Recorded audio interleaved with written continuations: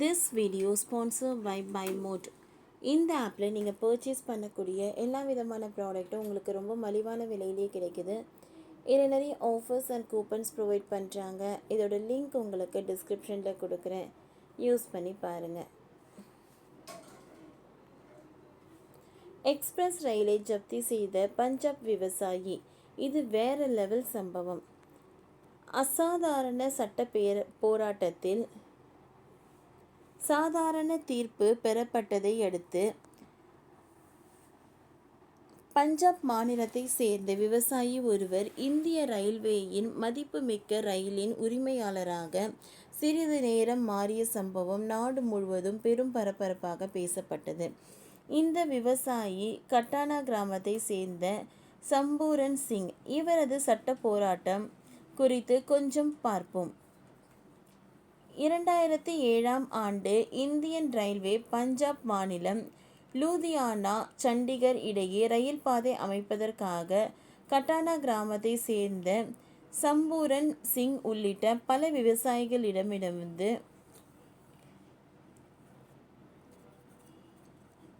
நிலத்தை கையகப்படுத்தியது.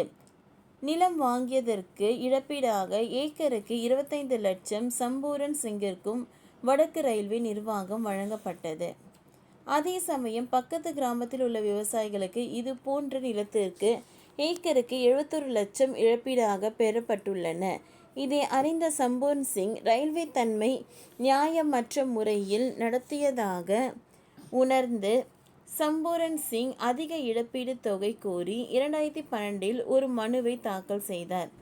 பல ஆண்டுகளாக இந்த வழக்கில் நீதிமன்றம் அவருக்கு சாதகமாக தீர்ப்பு வழங்கியது. முதலில் இழப்பீட்டை ஏக்கருக்கு 50 லட்சமாகவும் பின்னர் 1.7 கோடியாகவும் உயர்த்தியது.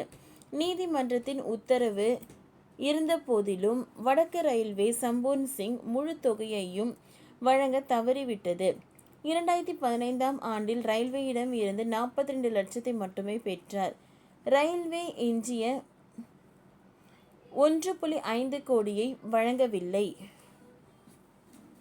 நீதிமன்றத்தின் உத்தரவை இந்திய ரயில்வே பின்பற்ற தவறியதால் 2017ஆம் ஆண்டில் மாவட்ட மற்றும் அமர்வு நீதிபதி ஐபால் வர்மா ஒரு கடுமையான நடவடிக்கை எடுத்தார்.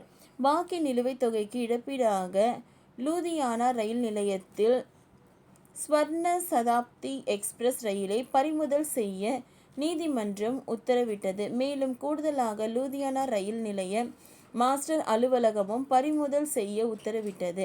நீதிமன்றத்தின் சட்ட உத்தரவை தொடர்ந்து சம்பூர்ண சிங் தனது வழக்கறிஞருடன் லூதியானா ரயில் நிலையத்திற்கு வந்து ரயிலை அபராதமாக கைப்பற்றி அதன் தற்காலிக உரிமையாளராக மாறினார். இந்த சம்பவம் பெரும் பரபரப்பை ஏற்படுத்தியது. சிங்கின் தற்காலிக உரிமை இருந்த போதிலும் ரயில் விரைவாக விடுவிக்கப்பட்டது.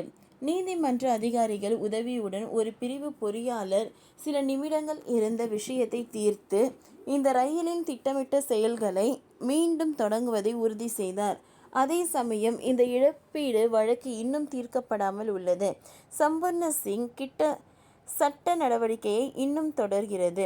பெரிய அரசு நிறுவனங்களுக்கு எதிரான இழப்பீடு கோரிக்கைகளை கையாளும் போது நில உரிமையாளர்கள் எதிர்கொள்ளும் போராட்டங்கள் இந்த வழக்கு எடுத்து காட்டுகிறது. ஒரு ரயிலை சொந்தமாக வைத்திருப்பது பெரும்பாலான தனிநபருக்கு கற்பனை செய்ய முடியாத ஒரு சூழ்நிலையாக இருந்தாலும் சம்பூர்ண சிங் கதை ஒரு அரிய விதிவிலக்கான ஒன்று. ஓகே ஃப்ரெண்ட்ஸ், இந்த வீடியோ உங்களுக்கு பிடிச்சிருந்ததுன்னா லைக் பண்ணுங்கள், ஷேர் பண்ணுங்கள், சப்ஸ்கிரைப் பண்ணுங்கள். தேங்க்யூ.